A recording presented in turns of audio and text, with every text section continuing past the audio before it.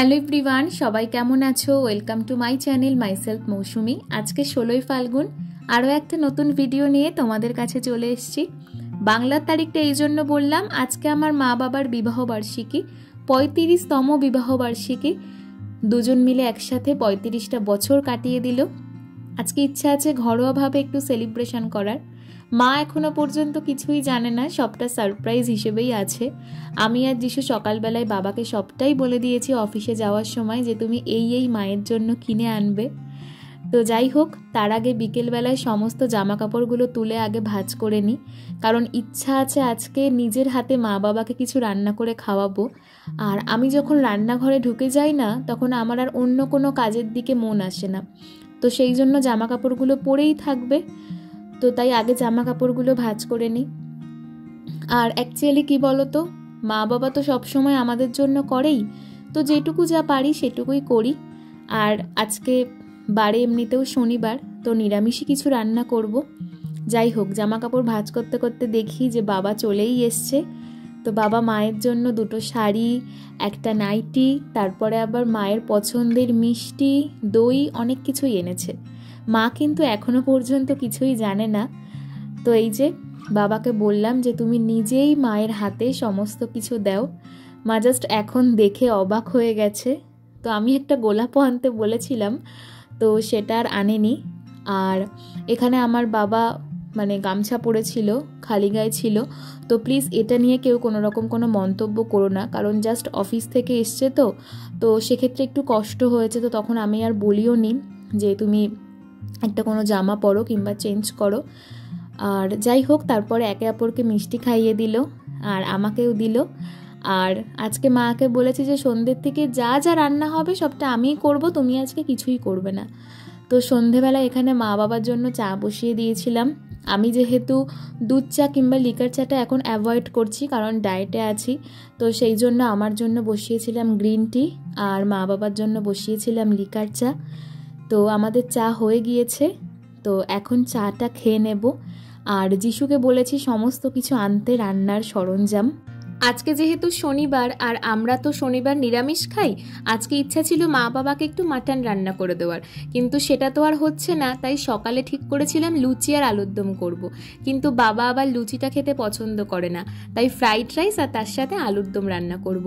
তো ঘরে মোটামুটি সব কিছুই ছিল, খালি ওই গাজর, ক্যাপসিকাম, বিনস, ধনেপাতা আর দেরাদুন চাল, কিশমিশ, কাজু বাদাম, টক দই এগুলো ছিল না। তো যিশুকে বলেছি এগুলো এনে দিতে, তো ও এনে দিয়েছে।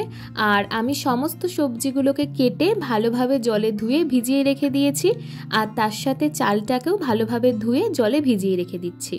প্রথমে রান্না করব হচ্ছে আলুর দম, আর এই রেসিপিটা তোমাদের সাথে শেয়ার করছি।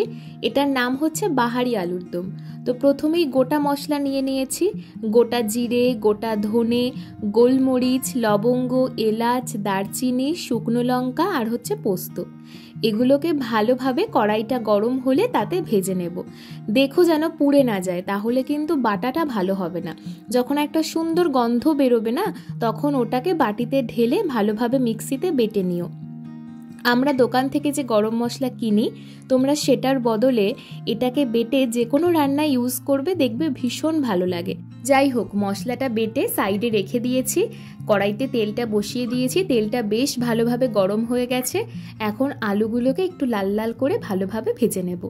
এই রান্নাটাই কিন্তু তেলটা একটু বেশি লাগে, আর আমার যেহেতু রান্নায় আলুর পরিমাণটা একটু বেশি, আমি একটু বেশি করেই আলুর দমটা রান্না করছি, তো সেই জন্য কিন্তু আমার তেলটা একটু বেশি লাগছে। তোমরা যেই পরিমাণে আলুটা নেবে, তোমরা কিন্তু সেই পরিমাণেই তেলটা দিও, ঠিক আছে?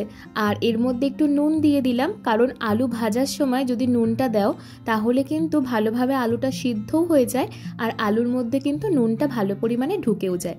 তো আলুটা ভাজা হতে থাকুক, আর আমি পাশাপাশি কিছু মশলা বেটে নিই। আমি এখানে দুটো বড় বড় টমেটো, তার সাথে 6 থেকে 7টা কাঁচা লঙ্কা আর ওই 1.5 ইঞ্চি মতন আদা নিয়ে প্রথমে বেটে নিচ্ছি, আর তারপর 2 চামচ চাল মগজ আর তার সাথে 2 চামচ কাজু বাদাম একসঙ্গে বেটে নিয়েছি। আলুটা হালকা হালকা ভাজা হয়ে গেছে। এখন এর মধ্যে কিছুটা হলুদ মিশিয়ে দিলাম। তোমরা যারা রান্না জানো তারা হয়তো অনেকেই এই জিনিসটা জানো, আর যারা জানো না আমি তাদের উদ্দেশ্যে বলছি, যখন তোমরা কোনো কিছু ভাজতে দেবে কড়াইতে তখন কিন্তু প্রথমেই হলুদটা মেশাবে না, তাহলে কিন্তু সবজিটা সিদ্ধ হতে চায় না আর পুড়ে যায়। যখন হালকা হালকা ভাজা হয়ে যাবে তখন তার মধ্যে হলুদটা মেশাবে। তো আমি কিন্তু এখানে আলুটা ভেজে তুলে রেখে দিয়েছি আর বাটা মশলাগুলোও রেডি করে রেখেছি।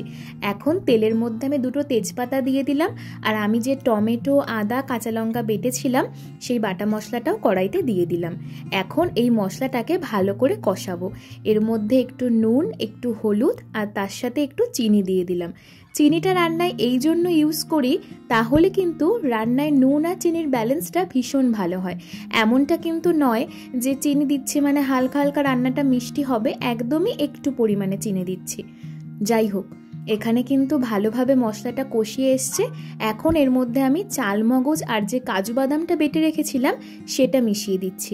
এটাকেও দিয়ে কিন্তু ভালোভাবে নাড়াতে হবে, যেহেতু কাজু বাদাম আছে, না হলে কিন্তু তলাটা লেগে যেতে পারে, মানে পুড়ে যেতে পারে। টমেটো, আদা, কাঁচা লঙ্কা পেস্টের মধ্যে কাজু বাদাম আর চালমগজ পেস্টটা দিয়ে এই যে ভালো করে কষিয়েছি, দেখো মশলার থেকে কিন্তু হালকা হালকা তেল বেরিয়েছে। যে কোনো রান্নার মশলা যত বেশি সময় ধরে এবং যত ভালোভাবে কষাবে তত কিন্তু রান্নার টেস্টটা ভীষণ ভালো হয়। এখন এর মধ্যে ভাজা আলুগুলো মিশিয়ে দেব এবং এই ভাজা আলুগুলোর সাথেও কিন্তু মশলাটাকে ভালো করে মিশিয়ে নেব। জানো তো, আমি কিন্তু বিয়ের আগে একদম রান্না বান্না করতাম না, তাই পারতামও না, কিন্তু বিয়ের পরে যেন হঠাৎ করে রান্নার প্রতি কেমন একটা আগ্রহ চলে এসছে। যাই হোক, মশলার সাথে আলুটাকে ভালোভাবে মিশিয়ে নিয়েছি। এখন এর মধ্যে আমি প্রথমে যে ভাজা মশলাটা রেডি করেছিলাম সেই মশলাটা মিশিয়ে নেব। এই মশলাটা কিন্তু তোমরা একটু বুঝে ইউজ করবে, কারণ যেহেতু শুকনো লঙ্কা ইউজ করেছিলাম ঝালটা কিন্তু একটু বেশি পরিমাণে হবে, তো তোমরা তোমাদের পরিমাণ মতনই ইউজ করো। আমি এখানে 3 চামচ মতন ইউজ করেছিলাম।